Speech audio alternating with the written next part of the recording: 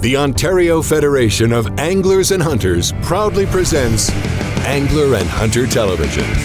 Brought to you by Canadian Tire, Boris Optics, Mercury Marine and Lund Boats, Yamaha AHTVs, Browning Ammunition, Browning Firearms, Suffix Fishing Line, Rapala, 13 Fishing, Camillus Knives and Cuda Tools, Yukon Gear, Killer Instinct Crossbows, and Outfitter Financial.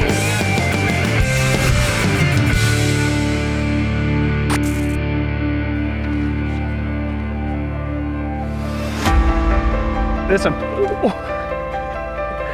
a big one. Lift up hard, wow. Fishing with your kids is a great way to spend quality time together. I'm more excited than she is. Bye, fishy. And regardless of the results, just being outdoors with them will create a special bond and memories that will last a lifetime. Did it jump? Yeah, it is. Is it ever jumping? Whoa! Get ready. I've never seen a rainbow trout before. Wow, he's so pretty and slimy. Over the years, my youngest daughter August has been my sidekick on a lot of fishing trips.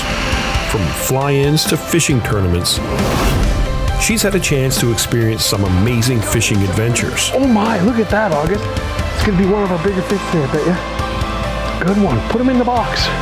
And no matter where we go, there's always moments that will make us laugh, cheer, and even scream with excitement.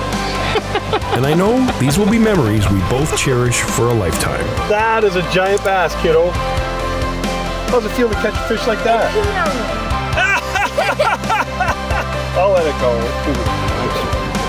August has grown up right in front of all of our eyes. And now, as a teenager, she's got her boater's license and is ready to get out there in her own boat and shoot a fishing show of her very own. This is definitely the biggest fish I've ever caught. It's massive.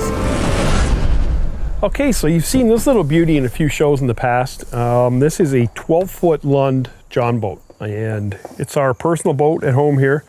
I use it for duck hunting. I've taken it on some backwood lakes bass fishing. Me and Brownie have gone some pretty cool adventures in it, but this now has become my daughter August's boat. She got her boat operator's card a couple years ago, so she's licensed and loves tearing up the lake in the little John boats. We've done some mods to it to make it bass friendly for her. We built a box in there to put life jackets and safety gear, padded the seats, put a bit of a wooden floor into it, a Norsk 80 amp hour lithium battery so that she's got all day power. So after all those modifications, this show is going to be me dropping August in the lake. Action! And her chasing after some bass and her little stump jumper. So I got my boating license when I was 11 years old, and I found out about it from the Toronto Sportsman Show in like the water room. So they had all the kayaks and like the tubes and stuff. And my dad and I were walking through, and this guy had these pamphlets about like the pleasure craft operator card, and he gave one to my dad and I had to do like an online test for a couple days. And it would just ask you things about like, for example, lights on boats and what different ones meant, when you were like tubing or if you're towing something, like how to like tell people that, like, you know, stuff along those lines. And then I think I did it for like a couple hours for 2 days. So like maybe 2 or 3 hours one day, 2 or 3 hours the next, and then it was done. And now I have my own boat and I can go fishing like whenever. August has her little boat loaded and ready to go, and after some safety reminders, she's ready to blast off and explore the lake, looking for some big bass.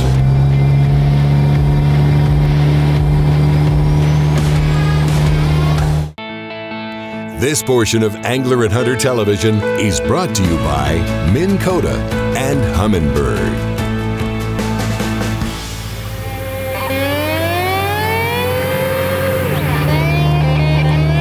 It feels really fun to drive a boat, in my opinion, just because like you can go wherever you want to go and do whatever you want to do.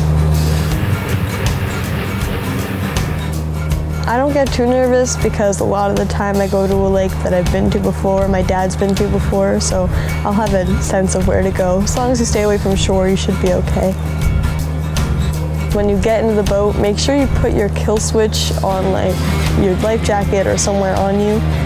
Don't panic if something happens because that normally just makes it worse. When I go bass fishing, I mostly look for areas that are really weedy or have lily pads or arrowheads or close to shore.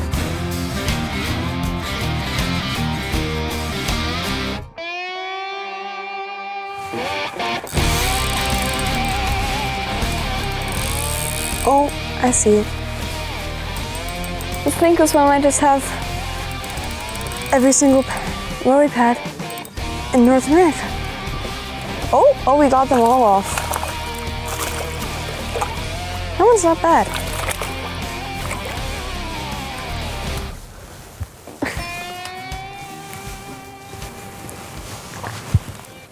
The two fishing tools that I use most in the boat would be pliers and scissors. I use scissors to cut knots or any line if there was an issue, and pliers are obviously to get the hook out of a fish's mouth.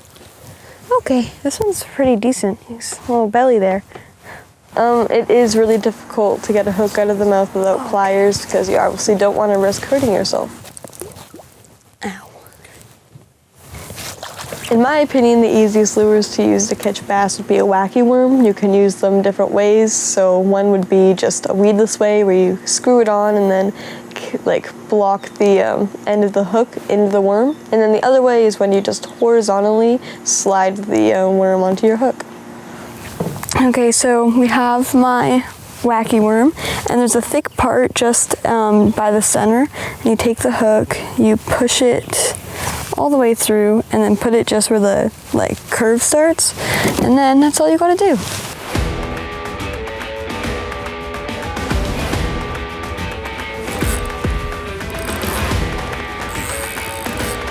Oh, I see him.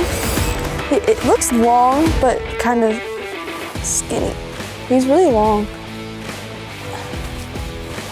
I think I'm gonna net it just to be safe. If it's a smaller fish, you could just crane it into the boat, but I prefer to use a net just to be safe.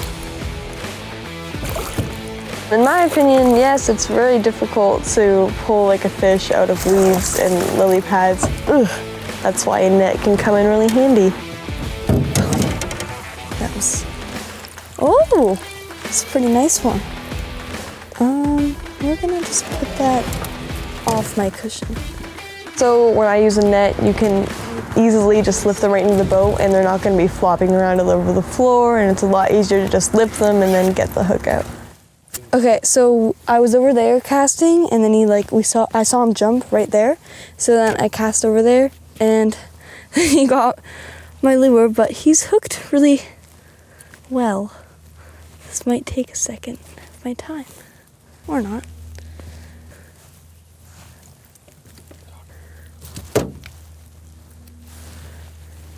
Here he is. It's a really nice one.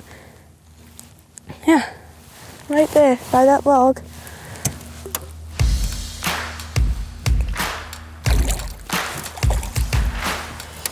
Ew.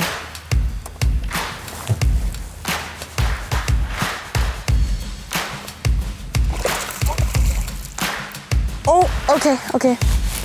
This one's not as big as the last one.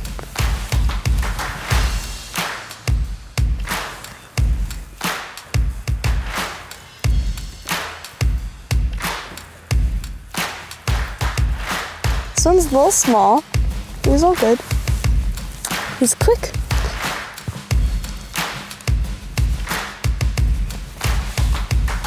Look. Actually, feisty. I'm gonna get the net. I don't want to cut my hand open with the line.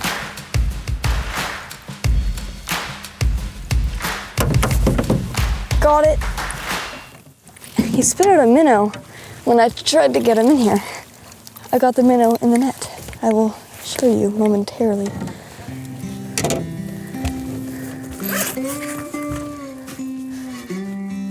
Okay. He has like literally the whole thing in the back of his mouth.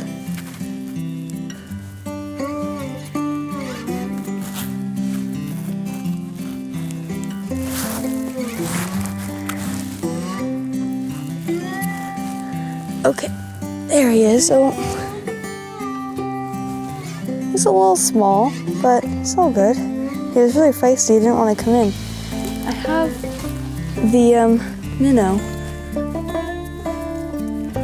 Ugh.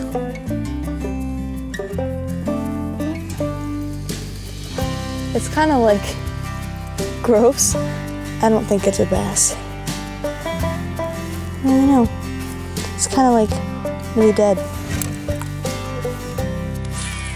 I've seen a lot more of this stuff down the lake, so I'm gonna go down there and try it. There we go. He's in the weeds a little. Longer than the last one, but also skinnier than the last one.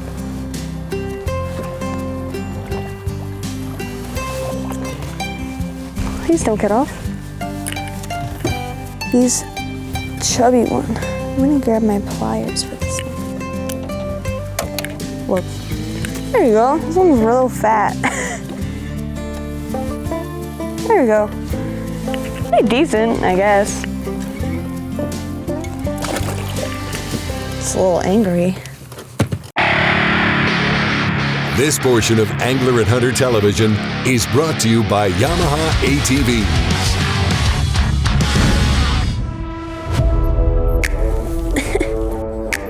There we go. So we were filming my own fishing show and it was a great day. We caught a whole bunch of fish. It was really nice weather and it was still really early. So my dad wanted to get some drone shots of me fishing. So he went on shore and I drove like really far out. Like I could barely see him. And I went out to like pencil reeds in the weeds and I was just like kind of casting. And I could hear the drone behind me, like, you know, moving or getting a different angle. And I thought like I briefly heard my name, but I just kind of dusted it off because I didn't know what it was. And I just kept going. I moved a little more forward. I kept casting, whatever. I thought I heard my name again. So I look back and my dad's on shore like waving his arms at me and he goes, "August, the drone!" And I look over and the drone's like seconds away from landing in the water.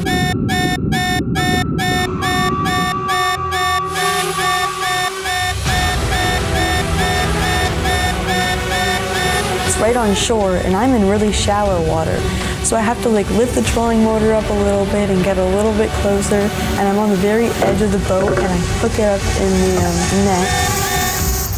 Got it! And I put it down and I go, "Dad, it's smoking." And I don't think he can hear me because I'm really far away. But then I pick my rod up, I move it. I felt like I was snagged, so I kind of pulled on it a bit till I thought it was loose, put it back down, brought in the trolling motor, and then I get on the motor, turn it on, I start to drive back. And I notice my rod is like sliding across the front of the boat.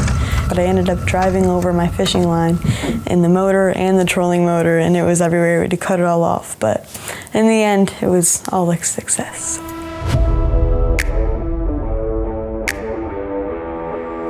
Okay, let's go again. Let's just go for it.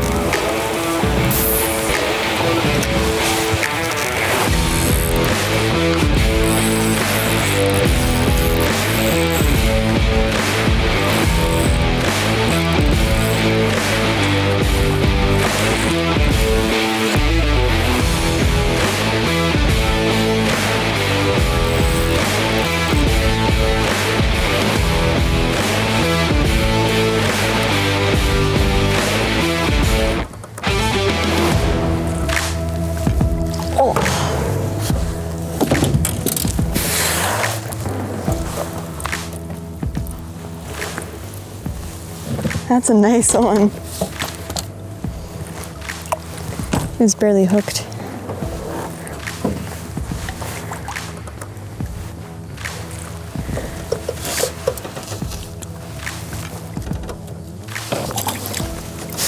You have to make sure you have a pair of these with you, like when you go fishing, because almost every single fish I caught today, I could have not unhooked without these.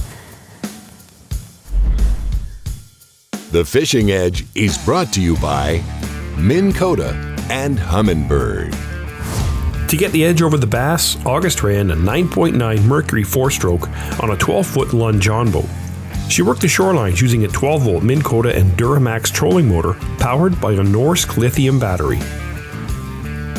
Her rod was a 6'9" medium heavy action 13 fishing Defy Gold and a 13 fishing Kalon spinning reel spooled with 15-pound Suffolk braided line.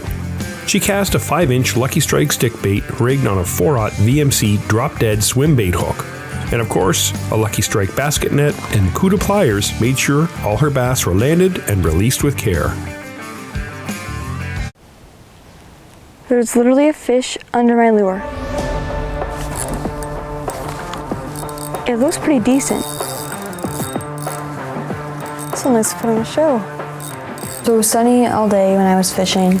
It started to get cloudy close to the end of the day, so I pulled into this bay and I immediately started catching fish.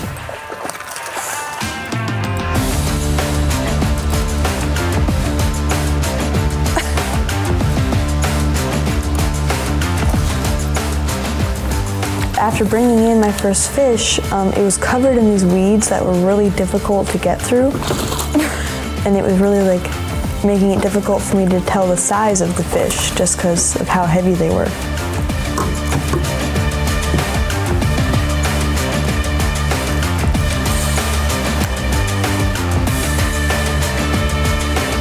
This one's fat. This one's really nice.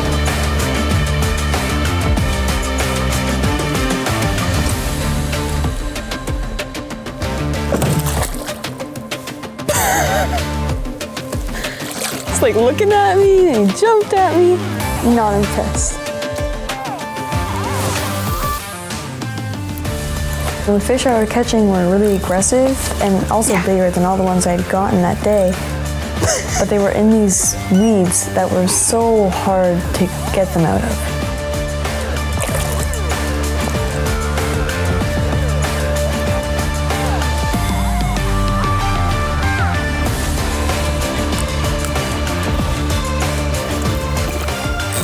Then I hooked this giant fish and I was like reeling it in, but it was so difficult to get in. It was so heavy and it was covered in these weeds. I can't even see it. He's been like following. He's right there. Literally all I saw were like weeds coming towards the water.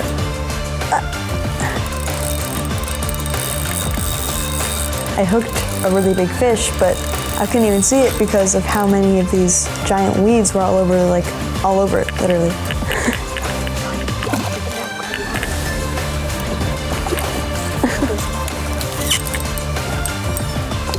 Oh my gosh.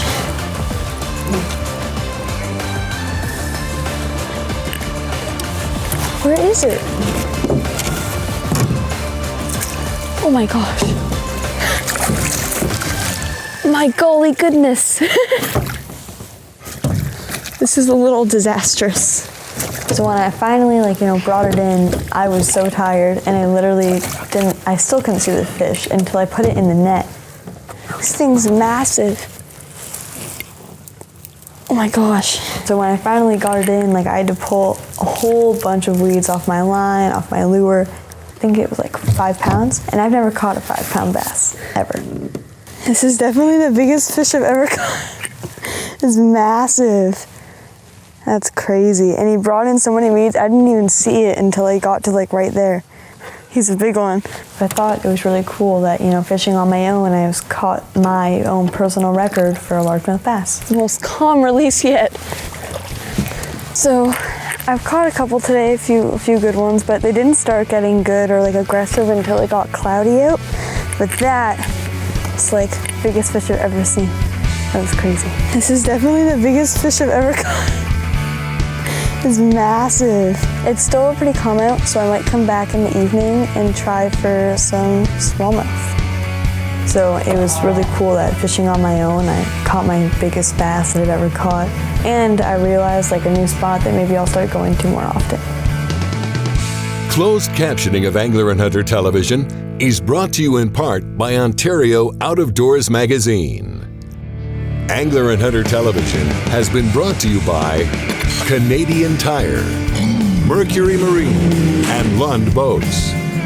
Yamaha ATVs, Browning Ammunition, Browning Firearms, Suffix Fishing Line, Rapala, 13 Fishing, Camillus Knives and Cuda Tools, Yukon Gear, Killer Instinct Crossbows, and Outfitter Financial. For more information on the products used in this episode of Angler and Hunter Television, visit AHTV.com. Be sure to like us on Facebook and follow us on Twitter. Remember, conserve and protect our great outdoors.